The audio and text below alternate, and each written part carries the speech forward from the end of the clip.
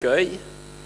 C'est toujours une joie de passer un moment avec vous dans votre église et par la grâce de Dieu de pouvoir encore enseigner la parole de Dieu est un privilège pour moi. La Bible nous révèle que Dieu est tout-puissant. C'est ce qu'on appelle l'omnipotence. De nombreux textes bibliques et pratiquement toute la Bible décrivent la puissance de Dieu. La création. Dieu dit, et la lumière fut. Le déluge. Ces flots qui ont submergé complètement la planète. Les 10 plaies d'Égypte. La traversée de la mer Rouge. La manne dans le désert où Dieu a nourri pendant 40 ans son peuple. Et puis il y a la traversée du Jourdain. Les murailles de Jéricho qui s'écroulent après qu'on en ait fait le tour, le soleil qui s'arrête au milieu du ciel à Gabaon, et puis tous les miracles du Nouveau Testament, et par-dessus tout, le plus grand miracle, la résurrection de Jésus-Christ d'entre les morts. Et il y aurait bien d'autres choses à citer pour évoquer la toute-puissance de Dieu. Et si on voulait étudier cela, ça nous prendrait certainement plusieurs jours. Personnellement, je suis toujours fasciné par le récit de la traversée de la mer Rouge lorsque les Hébreux ont quitté l'Égypte. Ce récit est une démonstration de la toute-puissance de Dieu. Et j'aimerais partager avec vous ce que j'ai découvert dans ce récit. Et j'aimerais commencer par lire le texte biblique qui nous raconte cette histoire. On le trouve dans Exode et on va lire la fin du chapitre 13 et le chapitre 14. Exode 13 à partir du verset 17 et jusqu'à la fin du chapitre 14. Lorsque Pharaon laissa aller le peuple, Dieu ne le conduisit point par le chemin du pays des Philistins, quoique le plus proche, car Dieu dit, « Le peuple pourrait se repentir en voyant la guerre et retourner en Égypte. » Mais Dieu fit faire au peuple un détour par le chemin du désert, par le chemin du désert vers la mer Rouge. Les enfants d'Israël montèrent en armes hors du pays d'Égypte. Moïse prit avec lui les os de Joseph, car Joseph avait fait jurer les fils d'Israël en disant, « Dieu vous visitera et vous ferez remonter avec vous mes eaux loin d'ici. » Ils partirent de Sukkot et ils campèrent à Étam, à l'extrémité du désert. L'Éternel allait devant eux le jour dans une colonne de nuée pour les guider dans leur chemin et la nuit dans une colonne de feu pour les éclairer afin qu'ils marchent jour et nuit. La colonne de nuée ne se retirait point de devant le peuple pendant le jour, ni la colonne de feu pendant la nuit. L'Éternel parla à Moïse et dit, « Parle aux enfants d'Israël, qu'ils se détournent et qu'ils campent devant Pi-Hahiroth, entre Migdol, la mer vis-à-vis du Baal-Tséphon.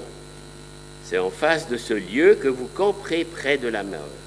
Pharaon dira, des enfants d'Israël, ils se sont égarés dans le désert. Le désert les enferme.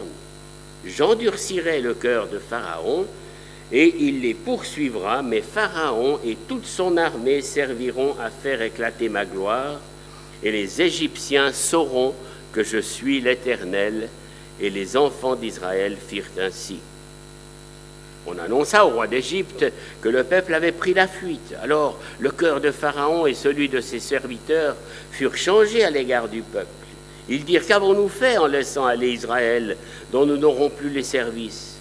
Et Pharaon attela son char, et il prit son peuple avec lui. Il prit 600 chars d'élite et tous les chars de l'Égypte. Il y avait sur tous des combattants. L'Éternel endurcit le cœur de Pharaon, roi d'Égypte, et Pharaon poursuivit les enfants d'Israël. Les enfants d'Israël étaient sortis de la main levée, les Égyptiens les poursuivirent, et tous les chevaux, les chars de Pharaon, ses cavaliers, son armée, les atteignirent campés près de la mer, vers Pi-Hahiroth, vis-à-vis de Baal-Tséphon. Pharaon approchait, les enfants d'Israël levèrent les yeux, et voici les Égyptiens étaient en marche derrière eux. Et les enfants d'Israël eurent une grande frayeur et crièrent à l'Éternel. Ils dirent à Moïse, n'y avait-il pas des sépulcres en Égypte, sans qu'il soit besoin de nous mener mourir au désert? Que nous as-tu fait en nous faisant sortir d'Égypte? N'est-ce pas là ce que nous te disions en Égypte? Laisse-nous servir les Égyptiens, car nous aimons mieux servir les Égyptiens que de mourir au désert. Moïse répondit au peuple, ne craignez rien, restez en place et regardez la délivrance que l'Éternel va vous accorder en ce jour. Car les Égyptiens que vous voyez aujourd'hui, vous ne les verrez plus jamais. L'Éternel combattra pour vous et vous gardez le silence. L'Éternel dit à Moïse, pourquoi ces cris? Parle aux enfants d'Israël et qu'ils marchent. Toi, lève ta verge, étends ta main sur la mer et fends-la, et les enfants d'Israël entreront au milieu de la mer à sec.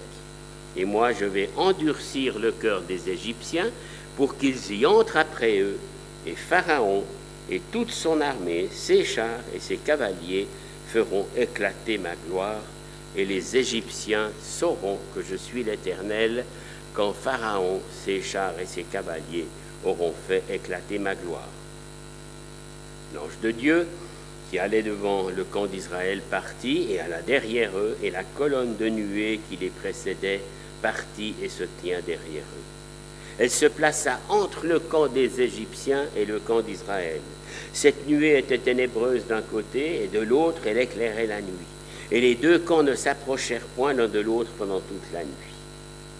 Moïse étendit sa main sur la mer, et l'Éternel refoula la mer par un vent d'Orient qui souffla avec impétuosité toute la nuit. Il mit la mer à sec, et les eaux se fendirent. Les enfants d'Israël rentrèrent au milieu à sec, et les eaux formaient comme une muraille à leur droite et à leur gauche. Les Égyptiens les poursuivirent, et tous les chevaux de Pharaon, ses chars et ses cavaliers, entrèrent après eux au milieu de la mer. À la veille du matin, l'Éternel de la colonne de feu et de nuée regarda le camp des Égyptiens et mit en désordre le camp des Égyptiens. Il ôta les roues de leurs chars et rendit leur marche difficile. Les Égyptiens dirent alors, fuyons devant Israël, car l'Éternel combat pour lui contre les Égyptiens. L'Éternel dit à Moïse, étends ta main sur la mer, et les eaux reviendront sur les Égyptiens, sur leurs chars et sur leurs cavaliers.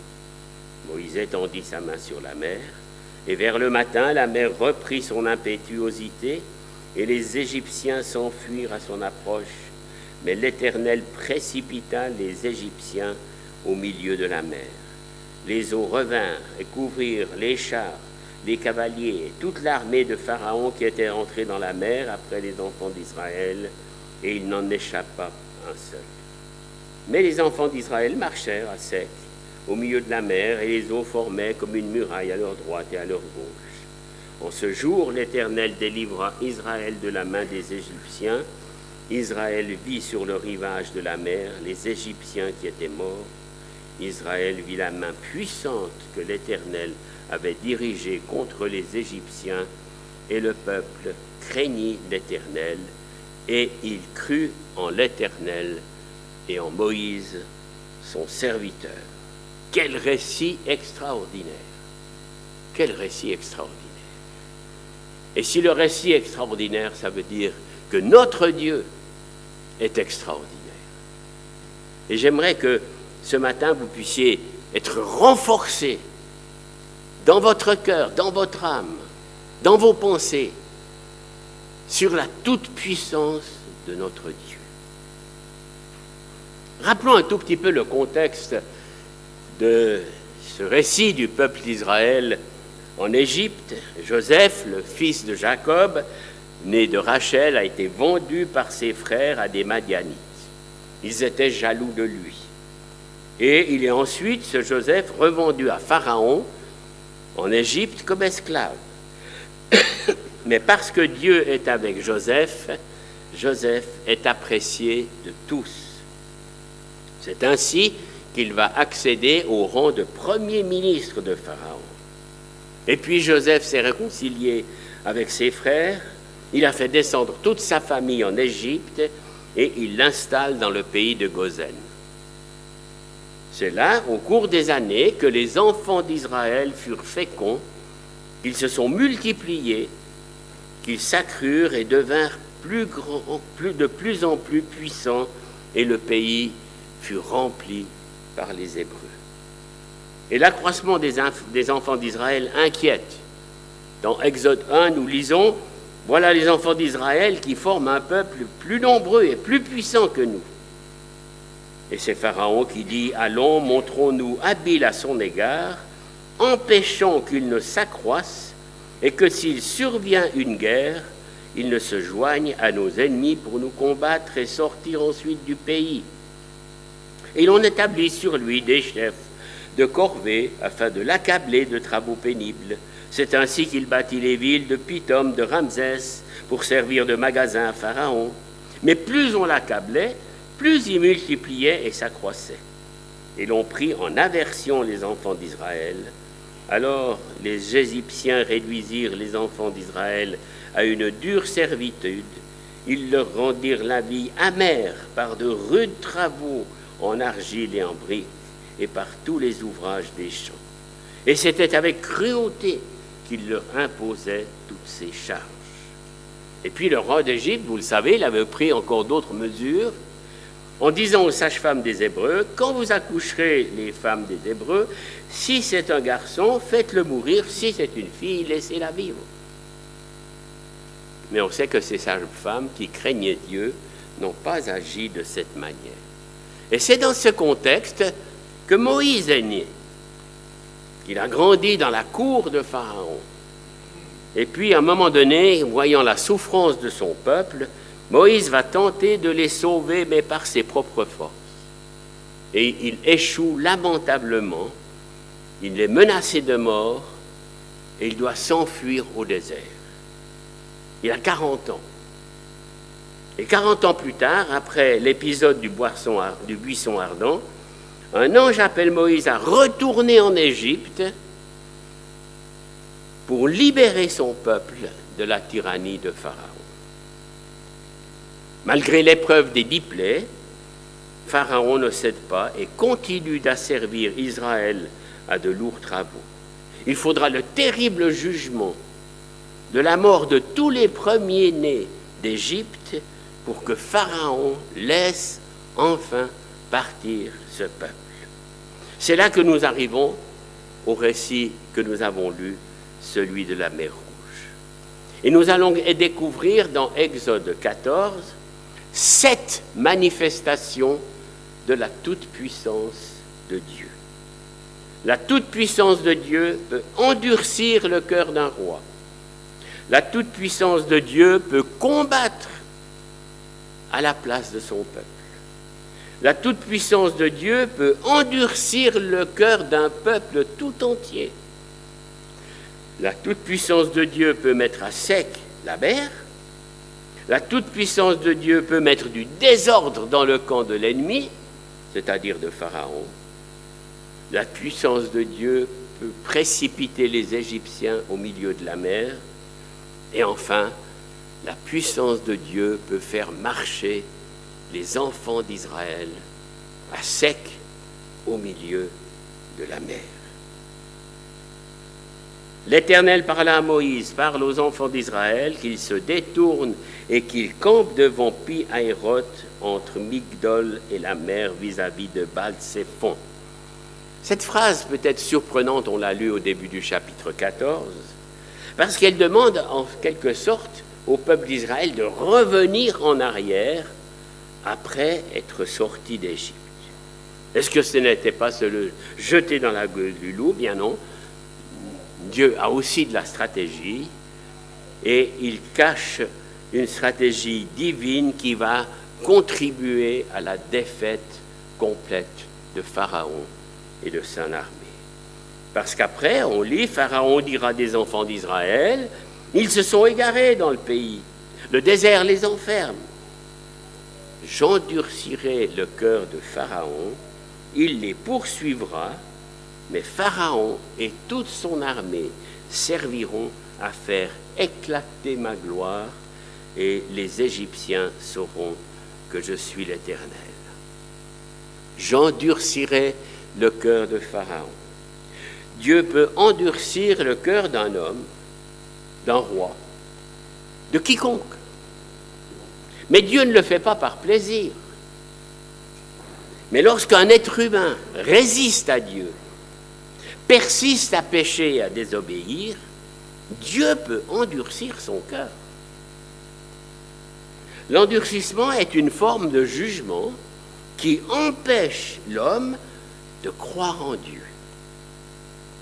Un cœur endurci, c'est un cœur qui résiste à Dieu.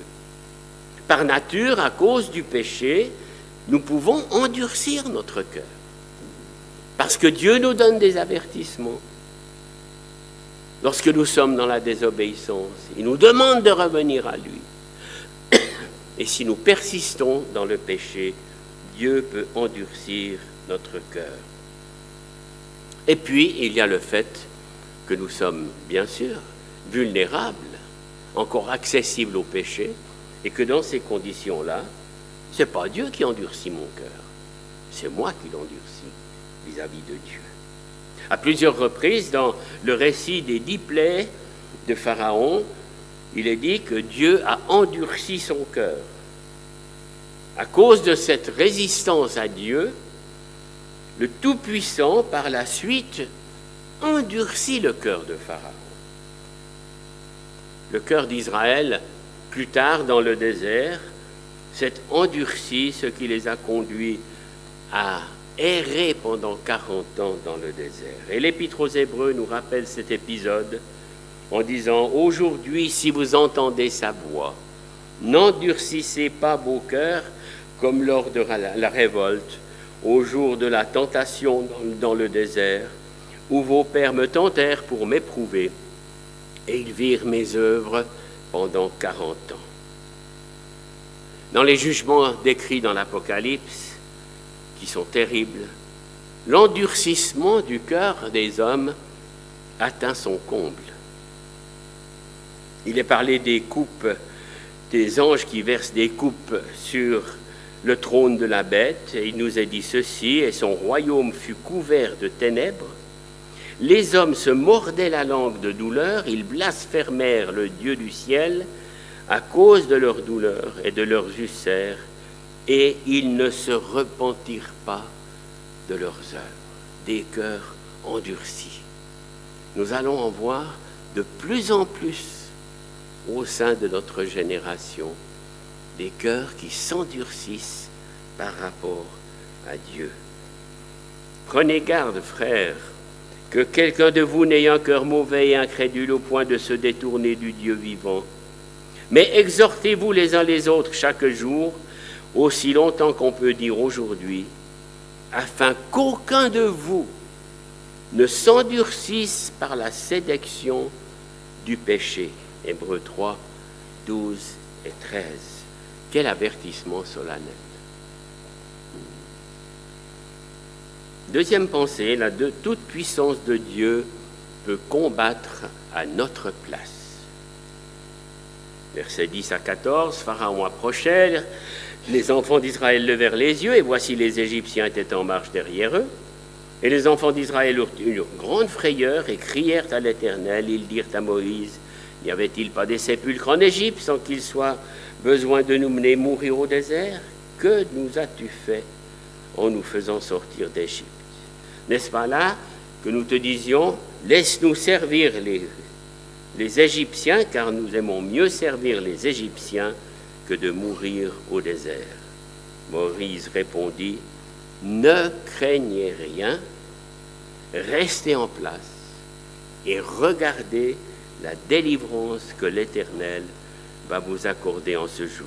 Car les Égyptiens que vous voyez aujourd'hui, vous ne les verrez plus jamais.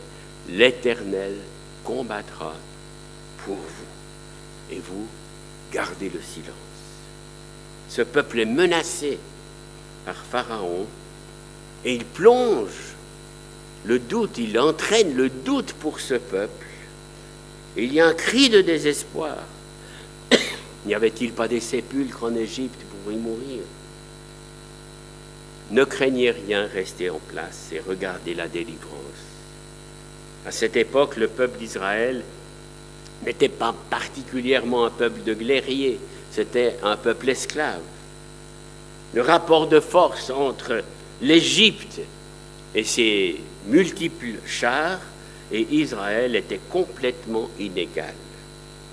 Pharaon possédait 600 chars d'élite et encore tous les autres. Quand Josué était devant le Jourdain, à la conquête de Canaan, il est dit, « Tes yeux ont vu tout ce que l'Éternel votre Dieu a fait, ainsi fera l'Éternel à tous les royaumes contre lesquels tu vas marcher. Ne les craignez point, car l'Éternel votre Dieu combattra lui-même pour vous. » Notre marche avec le Seigneur, si vous ne l'avez pas encore réalisé, est un combat. Nous avons des ennemis dans le monde des ténèbres, dans le monde des esprits, qui essayent d'attaquer les chrétiens, d'attaquer l'Église. Et là, il nous est dit que l'Éternel va combattre pour nous. C'est pourquoi, nous le savons, quand nous sommes en danger, nous sommes invités à invoquer le nom du Seigneur Jésus pour qu'il combatte à notre place. Car nous n'avons pas la force de combattre ces puissances.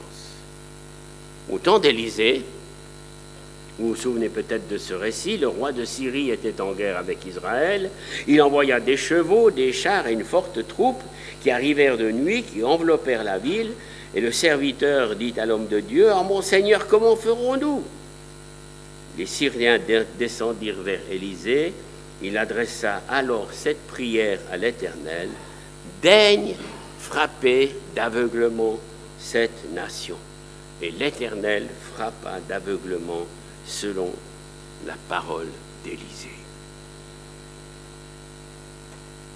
Le rôle des anges est important dans notre vie à nous. On ne les voit pas, c'est vrai. Mais on voit par exemple que des anges insistèrent auprès de Lot. Quand Sodome et Gomorrhe allaient être détruites, les anges ont insisté auprès de Lot pour l'arracher au mal et lui éviter de périr. Il est dit des anges qu'ils exercent un ministère en faveur de ceux qui doivent recevoir en héritage le salut. Dans les psaumes, il est dit « Il ordonnera à ses anges de te garder dans toutes ses voies. » Et mes chers frères et sœurs, je pense que nous ne le voyons pas toujours de nos yeux, mais plus souvent qu'on le croit, Dieu combat pour nous dans de multiples occasions. Nous ne connaissons pas toutes les situations critiques pour lesquelles Dieu combat pour nous. Mais s'il a dit à Israël face à l'Égypte, Dieu combattra pour vous, il peut le faire pour chacun de nous. Et puis parfois, bien sûr, au lieu de laisser le Seigneur combattre pour nous, nous nous usons à combattre par nos propres forces, au lieu de laisser Dieu faire. La toute-puissance de Dieu peut endurcir le cœur d'un peuple entier. Verset 17, nous avons lu, « Et moi je vais endurcir le cœur des Égyptiens. » Quand un peuple, une nation résiste à Dieu, le processus d'endurcissement est activé. Ce processus est activé par le diable qui veut empêcher les peuples de la terre de se soumettre à Dieu pour lui obéir. Mais quand l'endurcissement persiste, Dieu peut endurcir le cœur d'un homme, d'une nation entière. Et moi, j'ai beaucoup de crainte qu'en ce 21e siècle, Dieu endurcisse les nations parce que la plupart rejettent l'Éternel Dieu, Jésus-Christ son Fils et sa parole, la Bible. Le déclin moral de notre société en est la preuve. Et en Ésaïe, le prophète disait déjà ceci: la vérité a disparu. Et celui qui s'éloigne du mal est dépouillé. L'Éternel voit d'un regard indigné qu'il n'y a plus de droiture. Jugement de Juda, promesse d'un Rédempteur, il voit qu'il n'y a pas un homme. Il s'étonne de ce que personne n'intercède.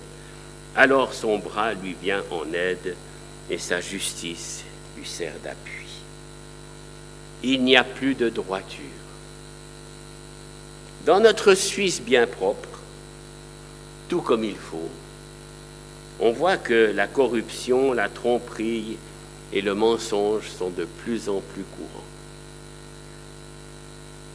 Presque toutes les semaines, un nouveau scandale éclate pour dénoncer la tricherie, les mensonges et la corruption.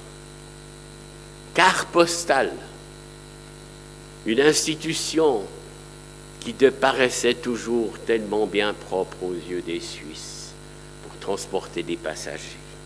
Nos chères banques, et que dire du sport? Que dire de la corruption dans les réseaux sociaux? Nous sommes dans une génération où la tricherie, la corruption et le mensonge sont presque des vertus. L'Éternel voit d'un regard indigné qu'il n'y a plus de droiture. Toutes ces mauvaises choses contribuent à l'endurcissement des hommes et des peuples à l'égard de Dieu. Il n'est pas étonnant alors que, comme pour Pharaon, Dieu endurcisse le cœur d'un peuple. Et s'il n'y a pas de repentance, les choses finissent tragiquement. Dans 2 Thessaloniciens, Paul nous dit « Car le mystère de l'iniquité agit déjà, il faut seulement que celui qui le retient ait disparu, et alors paraîtra l'impie que le Seigneur Jésus détruira par le souffle de sa bouche et qu'il écrasera par l'éclat de son avènement.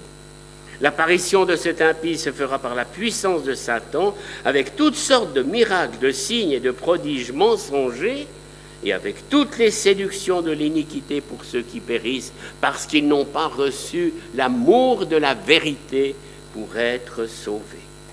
Aussi Dieu leur envoie une puissance d'égarement pour qu'ils croient au mensonge, afin que tous ceux qui n'ont pas cru à la vérité, mais qui ont pris plaisir à l'injustice, soient condamnés.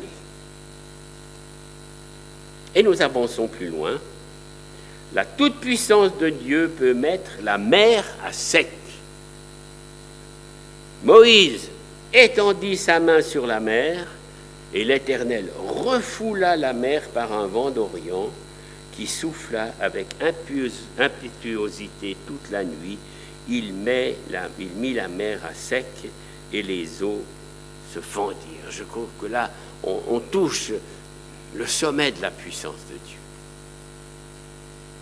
Parce que la science voudrait parfois tout expliquer et nier les interventions miraculeuses de Dieu, elle explique que la traversée de la mer Rouge s'est faite dans un endroit du delta du Nil où il y avait à peu près 30 cm d'eau.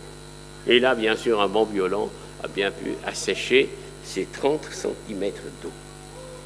Et moi, je vous dis, c'est archi faux. C'est un mensonge. Le texte biblique nous dit « Les enfants d'Israël entrèrent au milieu de la mer, et les eaux formaient comme une muraille à leur droite et à leur gauche. » Une muraille, ce n'est pas 30 cm d'eau. Bien sûr, on a tous vu le film des 10 commandements. Tellement impressionnant de voir ces deux murs d'eau et les enfants d'Israël qui passent à sec.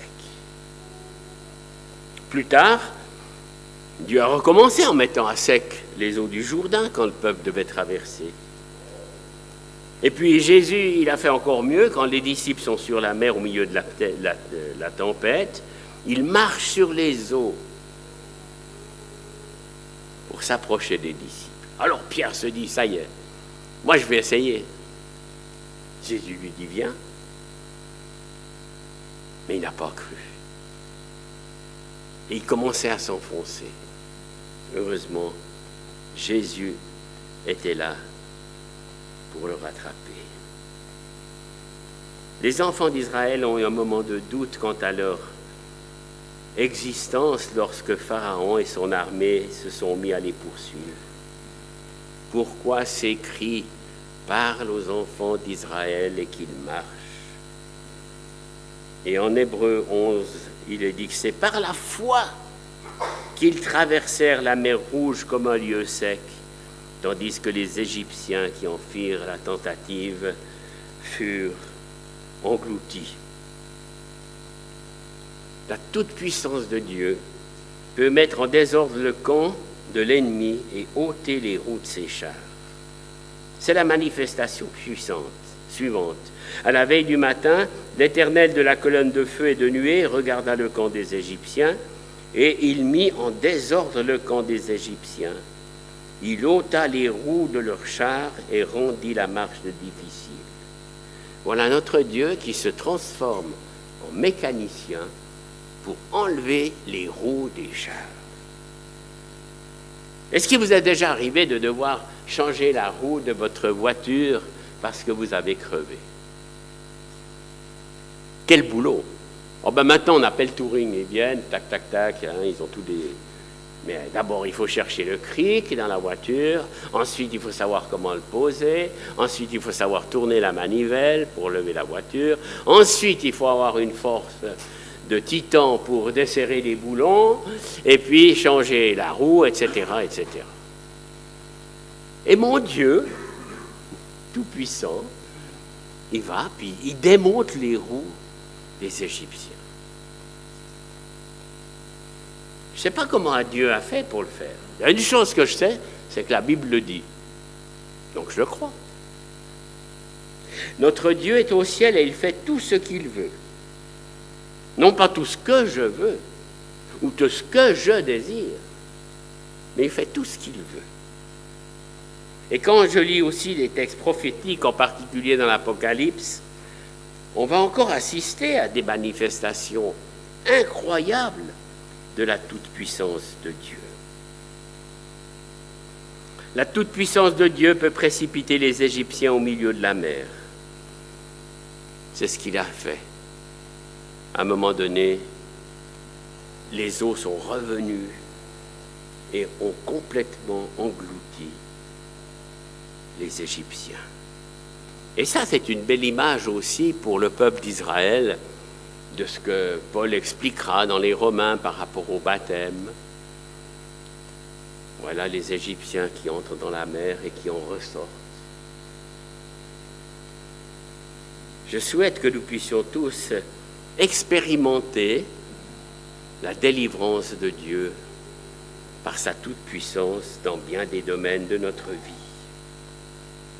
La toute-puissance de Dieu, je termine, peut faire marcher ses enfants à sec au milieu de la mer. Cette intervention de Dieu dépasse toutes les règles de la physique et de la gravitation. Mais elle démontre la sécurité des enfants de Dieu lorsqu'ils sont placés sous la toute-puissance du Père céleste. Sous le regard et la puissance de notre Dieu, nous pouvons marcher en sécurité tous les jours. La colonne de nuée le jour, la colonne de feu la nuit est notre protection.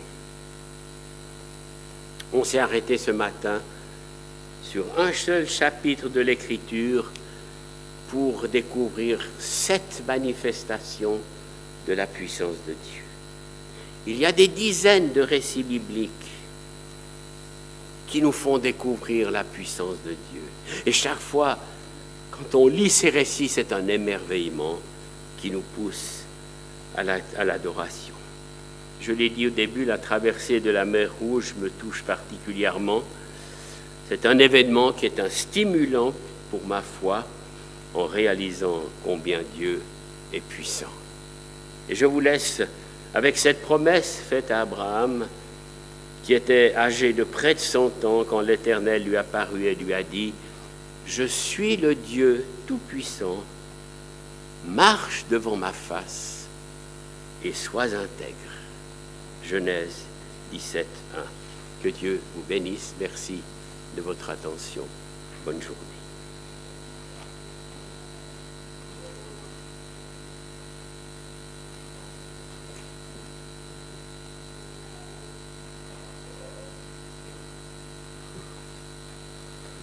Merci pour le message.